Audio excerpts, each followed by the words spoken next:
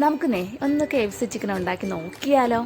അപ്പോൾ എല്ലില്ലാത്ത കുറച്ച് piece chicken എടുത്ത് മാറ്റി വെച്ചിട്ടുണ്ടായിരുന്നു. അതിലേക്ക് മുങ്ങി നിൽക്കാൻ പാകത്തിന് വെള്ളം ഒഴിച്ച് മുളക് പൊടിയും മഞ്ഞൾപ്പൊടിയും ഉപ്പും കൂടെ ചേർത്ത് ഒരു നാരങ്ങയുടെ പകുതി നാരങ്ങാ നീരും കൂടെ ചേർത്ത് ഒരു 2-3 മണിക്കൂർ ഞാൻ ഫ്രിഡ്ജിനകത്ത് മാറ്റി വെച്ചിട്ടുണ്ടായിരുന്നേ. ഉണ്ടാക്കുന്നതിന് അരമണിക്കൂർ മുന്നേ വെള്ളം ഊറ്റി കളഞ്ഞതിന് ശേഷം ഉപ്പും മുളക് പൊടിയും മഞ്ഞൾപ്പൊടിയും ഇഞ്ചി വെളുത്തുള്ളി പേസ്റ്റും കൂടെ മിക്സ് ചെയ്തൊന്ന് മാറ്റി വെച്ചിട്ടുണ്ട്. അപ്പോൾ ഇതിന് ആവശ്യമായിട്ടുള്ള സാധനങ്ങൾ മൈദ മാവ്, പിന്നെ ഓട്സ്, പിന്നെ 2-3 കഷ്ണം ഐസ് പീസ് വേണം.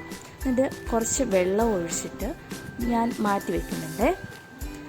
ഒരു പീസ് എടുത്ത് മൈദ മാവിൽ ഒന്ന് മുക്കിയതിന് ശേഷം നമുക്ക് ഈ പീസ് അതുപോലെ എടുത്ത് വെള്ളത്തിലൊന്ന് മുക്കിയെടുക്കാം.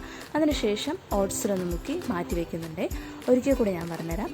ഒരു കഷ്ണം പീസ് ചിക്കൻ എടുക്കുക, ആദ്യം മൈദ മാവിൽ മുക്കുക. മൈദ മാവിൽ നിങ്ങൾക്ക് വേണമെങ്കിൽ മുളക് പൊടി ചേർക്കാം, ഞാനിവിടെ ചേർത്തിട്ടില്ല. അപ്പോൾ ഈ പീസ് എടുത്തിട്ട് മൈദ മാവിൽ നന്നായിട്ട് മുക്കിയെടുക്കാമേ.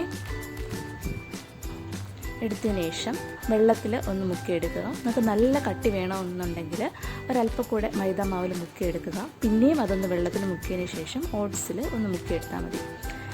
എന്നിട്ട് മാറ്റി വയ്ക്കുക. അപ്പോൾ ഏകദേശം ഞാൻ കുറച്ച് പീസുകൾ ഇതുപോലെ ചെയ്തെടുത്തിട്ടുണ്ട്. അതിനുശേഷം സൺഫ്ലവർ ഓയിലാണ് ഞാൻ പൊരിച്ചെടുക്കുന്നത്. ടേസ്റ്റ് കൂടുതലും സൺഫ്ലവർ ഓയിൽ തന്നെയാണ്.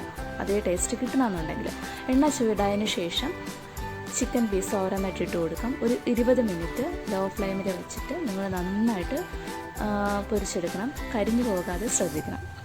അപ്പോൾ ഇതിനൊപ്പം ഏറ്റവും ബെസ്റ്റ് മയോണൈസ് തന്നെയാണ്.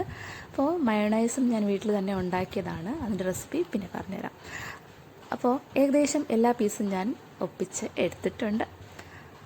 നിങ്ങൾക്ക് ഇഷ്ടമായിട്ടുണ്ട് എന്ന് ഞാൻ വിശ്വസിക്കുന്നു. ഒന്ന് നിങ്ങൾക്കും പരീക്ഷിച്ച് നോക്കാവുന്നതാണ്. അപ്പോൾ ഇന്നത്തേക്ക് ഇത്രയേ ഉള്ളൂ. Tata bye bye, see U.